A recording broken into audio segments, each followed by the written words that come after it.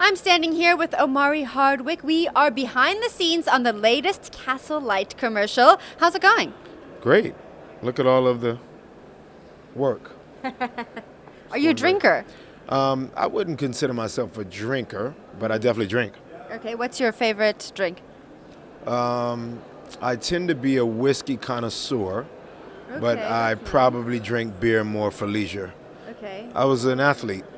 What would you say here? A sporty? No, athlete. I would say athlete, but I'm also not from here, so Yeah.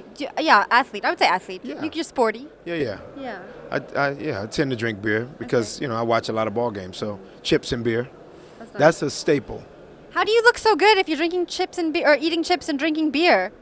That's like you are Because I'm an a sporty. oxymoron. No, I'm a sporty. If you're a sporty, then you can get away with doing that, right? Yeah, that's true. That's true. Yeah.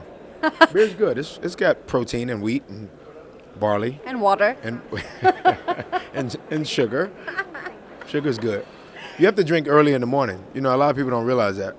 Some people literally start out their day with a beer, and it gets the metabolism moving. Are you one of those people?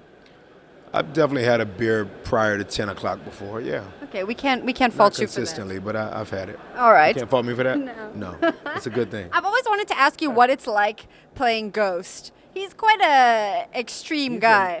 He's an oxymoron. Yeah. Speak of oxymoron. I mean, it's an interesting reality to play a guy that I wouldn't consider bad.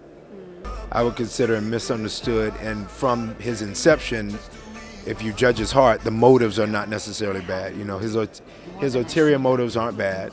I think his intentions are parallel to that, but I think the conclusion ends up pretty bad at times. But he's a kid that was dreaming. He was dreaming of not necessarily being no different from those that grew up in the shanty town of this area in Cape Town, and other parts of South Africa.